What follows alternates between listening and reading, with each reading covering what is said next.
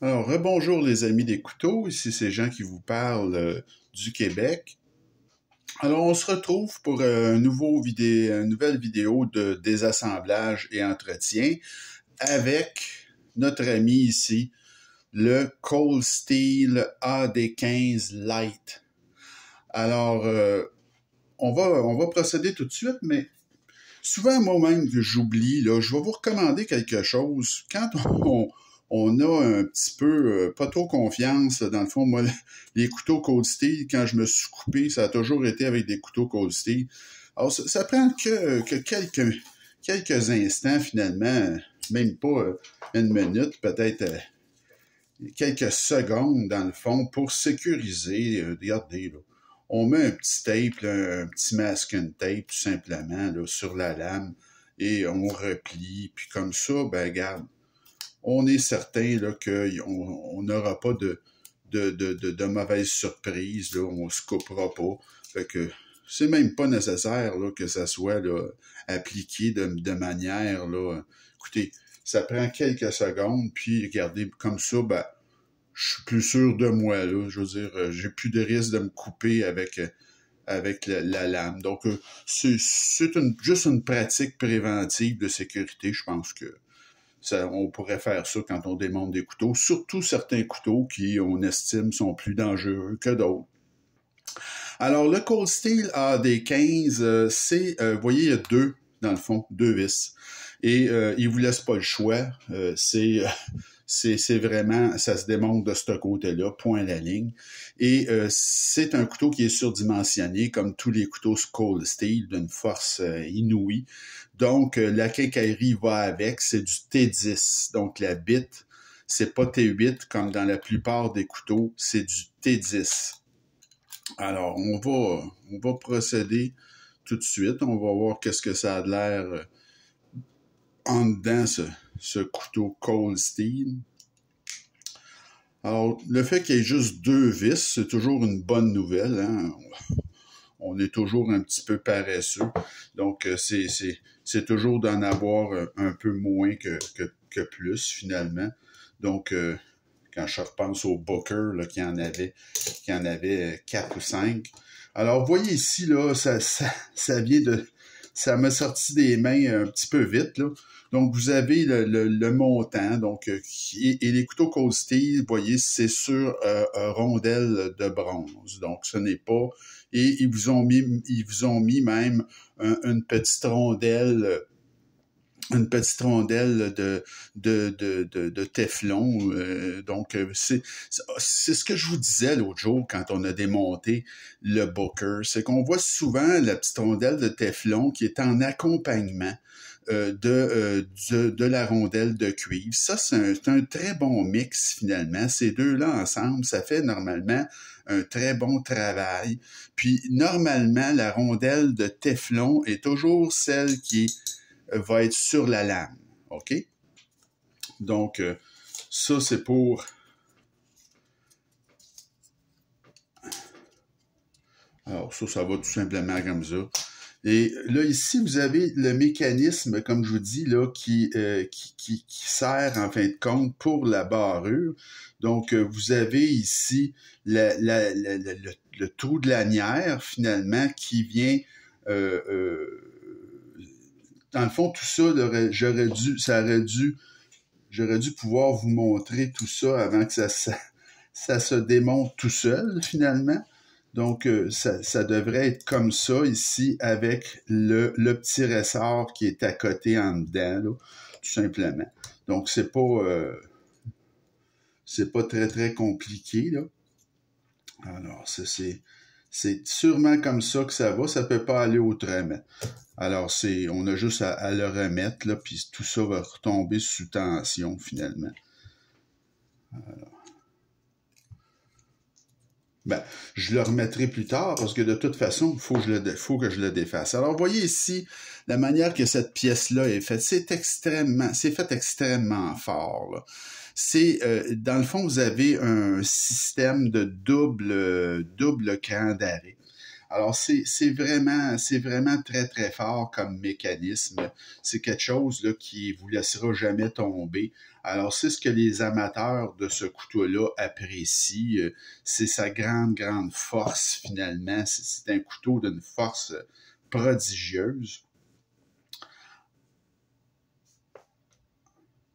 Alors ça ici, c'est comme le pivot arrière, comme vous pouvez voir, qui va venir rentrer. C'est la première fois que je défais ça en passant, hein, je ne l'ai jamais défait. Donc, c'est ce couteau-là ici. Donc, il serait censé, oui, il y a comme un petit système de cran d'arrêt, là. Donc, vous pouvez voir, il y a un petit D-shape, là. Et vous devez retrouver ici dans le c'est ça. Alors, il est là. Là, ça en bas, il y a une place pour venir que le pivot s'enclenche là, de belle manière, complètement plate. Donc, c'est bien fait. Mais je ne peux pas dire que c'est pas bien fait. C'est bien fait. Donc, vous avez ici probablement exactement le même système avec le pivot principal. Donc, c'est deux pivots pareils finalement. Donc, c'est exactement ça. Là. C'est le même système. Et comme vous voyez, la rondelle de Teflon est vraiment celle qui est à côté sur la lame. Donc, le couteau est parfaitement propre. J'irai pas là commencer à mettre plus d'huile là-dedans ou quoi que ce soit. C'est pas nécessaire. Donc, vous voyez ici, c'est très facile de trouver la position parfaitement plate. On va refaire la même chose avec celui-là ici. Donc, c'est un couteau qui se défait quand même très bien. Je suis agréablement surpris. Ce que je vais faire, par contre, je vais peut-être ici lui enlever la clip, ce qui va me faciliter la tâche pour le remontage. Donc, c'est pas beaucoup d'ouvrage à enlever la clip. Là. La clip, elle, c'est sur des vis T6 ordinaires. Là. Donc, je vais me débarrasser de la clip. Ça va me permettre d'être sur le plat. Et à ce moment-là, ça va être plus facile là, pour le remontage.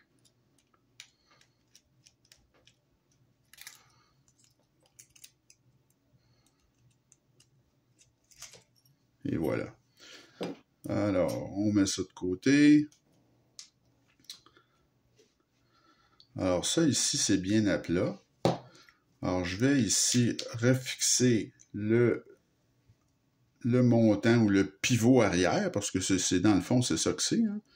C'est comme un pivot arrière.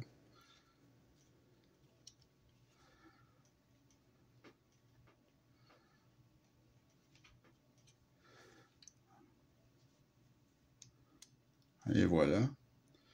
Donc là, ça nous permet d'être vraiment à plat hein, pour venir remonter cette pièce-là ici. OK? Alors là, ici, j'ai le trou de lanière. Je suis à l'envers. Alors, le trou de lanière s'en vient dans sa place. On va remettre la lame en place. Tout simplement. Alors, je pense qu'il y a un ordre dans ça. Donc, on va venir remettre la lame en place. Ensuite, ça s'en vient comme ça.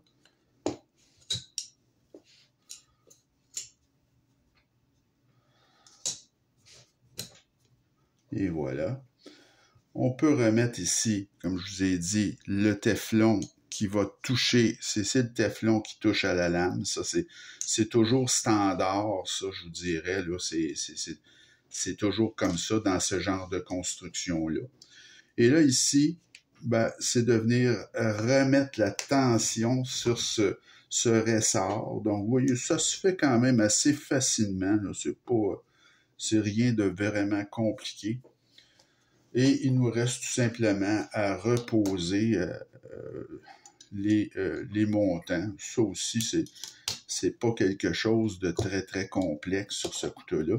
Mais comme vous voyez, j'ai bien fait là, de mettre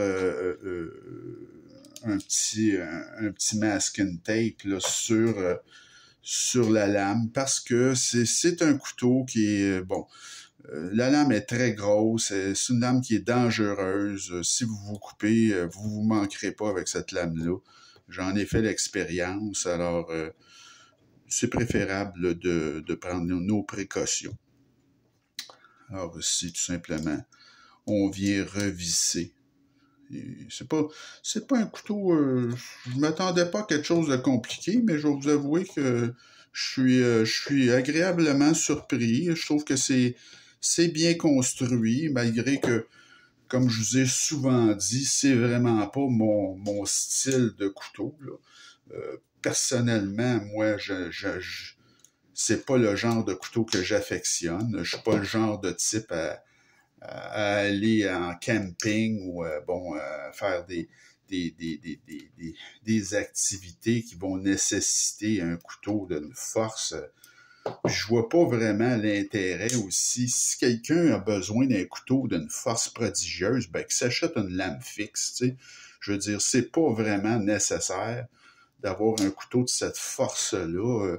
En tout cas, il y a des amateurs, il y a des gens qui aiment ça, là. Ils ont le droit. Mais moi, personnellement, c'est sûr que c'est pas le genre de couteau qui m'attire. Alors, on va replacer la clip, tout simplement. Donc, ça, c'est pas vraiment quelque chose de compliqué, évidemment. Donc, vous avez 3 vis qui sont des vis de même grosseur. Donc, c'est de même grosseur, mais c'est toujours très petit. Alors, quand on a des gros doigts, c'est pas l'idéal, disons. Donc, on aurait pu aussi remettre un petit peu là, de Loctite. C'est pas quelque chose qui aurait nui. J'en ai pas mis, mais je veux dire, c'est sûr que c'est le genre de couteau là que on aime pas avoir à resserrer si vous en servez beaucoup le pivot. Donc peut-être que on pourrait là, mettre du Loctite. Là. Donc ça c'est vraiment à chacun de voir. Alors, c'est pas plus compliqué que ça là, pour le cold steel. Alors, vous voyez, et comme je vous dis, quand on ferme un cold steel, mettez toujours la lame parallèle au sol. Je vous le dis, c'est vraiment un couteau qui est dangereux, donc faut faire attention.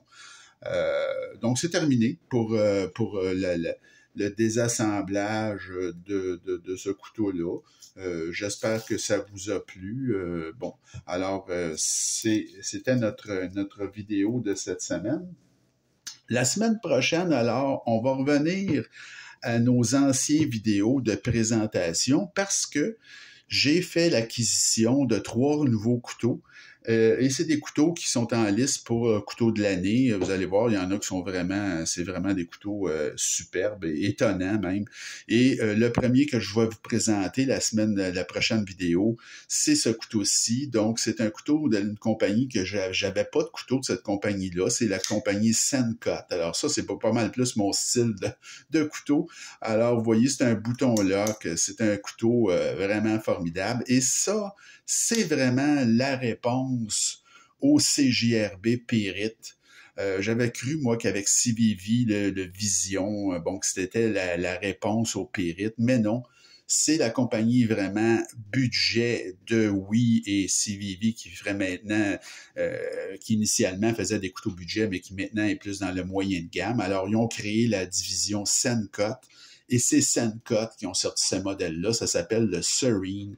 C'est un couteau formidable qui est en aluminium et qui est vendu à un prix vraiment incroyable. Alors, c'est ce que je vous présente la semaine prochaine. Donc, pour les 3 prochaines vidéos, on va retourner à nos vidéos de présentation. Le Sencut Serene, un couteau pleine grandeur, vraiment à considérer. C'est tout un couteau. Alors, j'espère que ça vous a plu, cette présentation. Continuez à vous abonner et à m'écrire. J'ai toujours beaucoup de plaisir à vous lire. Donc, il me reste à vous souhaiter une bonne fin de journée et on se retrouve très bientôt. Salut!